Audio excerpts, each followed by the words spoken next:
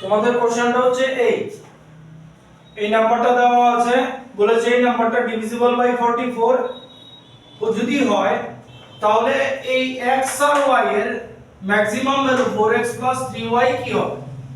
তাহলে ডিভিজিবিলিটির জন্য আমরা ছোট ক্লাসে পড়েছিলাম কোন নাম্বার যদি 2 দিয়ে ডিভিজিবল হতে হয় তাহলে নাম্বারের লাস্ট ডিজিটটা, যেমন 4 3 2 0, লাস্ট ডিজিটটা 0 হতে হবে বা কোনো ইভেন নাম্বার হতে হবে, 2 4 6 এরকম কোনো ইভেন নাম্বার হতে হবে।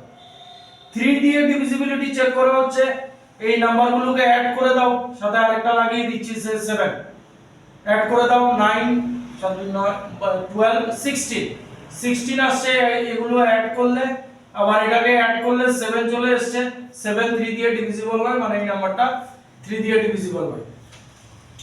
এবার 4 দিয়ে ডিভিজিবিলিটি দেখার জন্য লাস্ট দুটো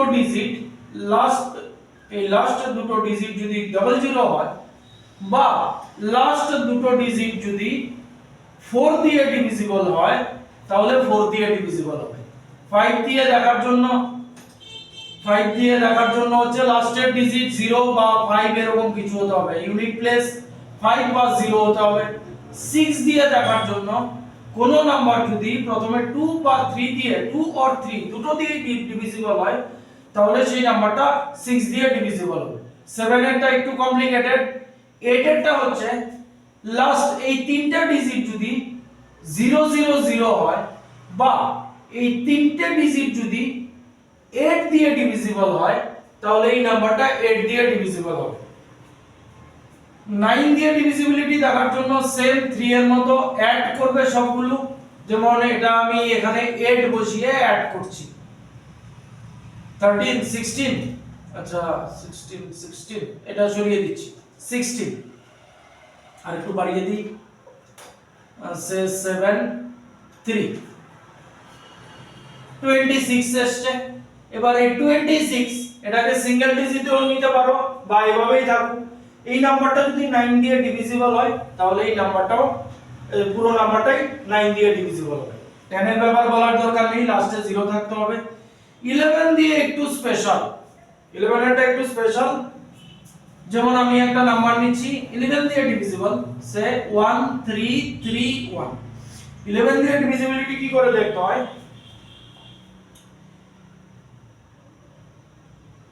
এটা হচ্ছে অড নাম্বারের প্লেস, এটা ইভেন নাম্বারের প্লেস, এটা আবার অড, এটা আবার ইভেন।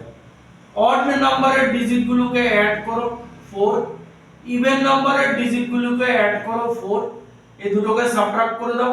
যদি 0 আসে বা খুব বড় নাম্বার যদি হয়, সাবট্রাক্ট করার পর 11 বা 11 এর মাল্টিপল আসে তাহলে সেটা 11 দিয়ে ডিভিজিবল হবে। তোমাদের কোশ্চেন এই 11 দিয়ে ডিভিজিবিলিটির উপর বলেছে। তাহলে এই নাম্বারটা ডিভিজিবল বাই 44 মানে এই নাম্বারটা 4 আর 11 দিয়ে ডিভিজিবল হবে। এবার 4 দিয়ে ডিভিজিবিলিটির কথা বলেছি যে লাস্ট দুটো ডিজিট আইদার 0 0 হবে বা লাস্ট দুটো ডিজিট 4 দিয়ে ডিভিজিবল হবে। আমার লাস্ট দুটো ডিজিট আছে y আর 8, তাহলে y এর জায়গায় আমি 0 1 2 3 4 5 6 7 8 9 বসাতে পারি। এবার কি কি বসালে হবে, 0 বসালে হবে, 1 বসালে 18 4 দিয়ে ডিভিজিবল নয়, 2 বসালে 28 4 দিয়ে ডিভিজিবল, 3 তে আবার হবে না, 4 বসালে 48 4 দিয়ে ডিভিজিবল।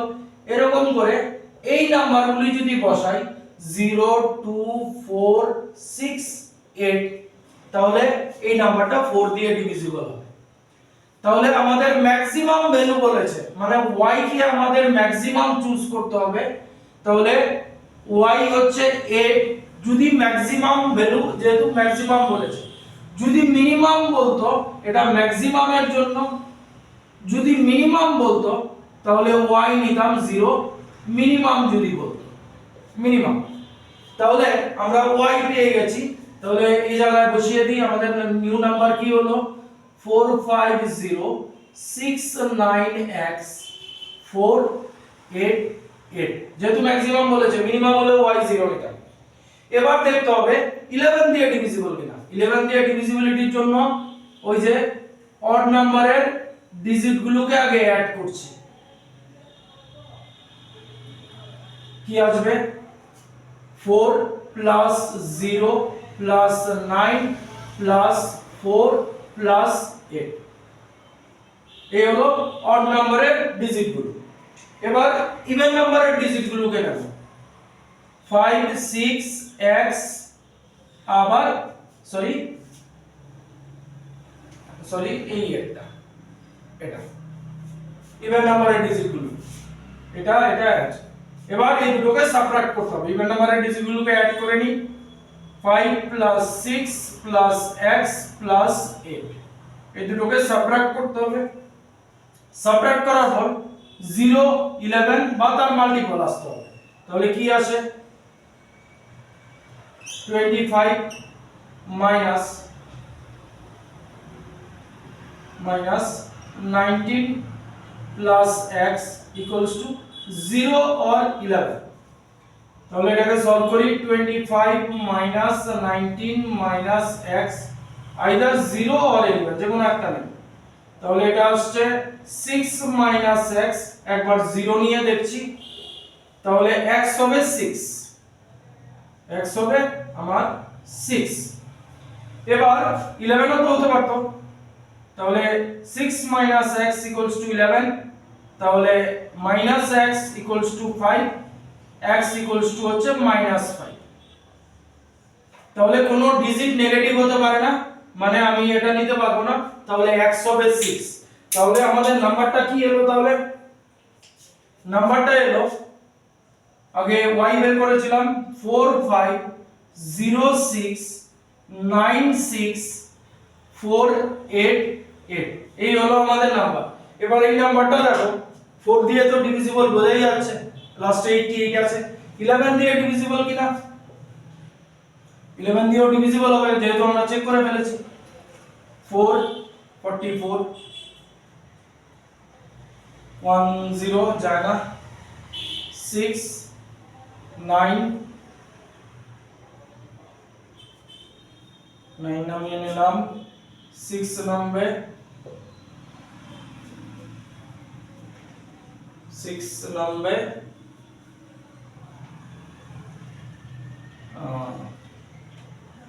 9 নামে 6 নামিয়েছি, ও সরি 6 নয় 9 নামবে, 6 আগে নামিয়েছি, এবার 9 77 2, এবার নামবে 6 22 4, এবার নামবে 4 44 মিলে গেল, 8 নামলো যায় না, আবার 8।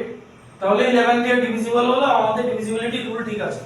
তাহলে আমরা y পেয়ে গেছি 8, y পেয়েছি, এটা হচ্ছে আমাদের y, আর x পেয়েছি 4 এর আগে, এই x হচ্ছে আমাদের 6। আমাদের ম্যাক্সিমাম ভ্যালু বলেছে সেজন্য y কে আমরা 8 নিয়েছি। তাহলে 4x 3y কি হবে? 4 x হচ্ছে 6 3 y 3 8, তাহলে 24 24 48। আর যদি মিনিমাম বলতো তাহলে y এর জায়গায় আমরা 0 পুট করতাম, তাহলে এখানে নাম্বারও চেঞ্জ হয়ে এখানে 408। এই হচ্ছে সলিউশন। Thank you.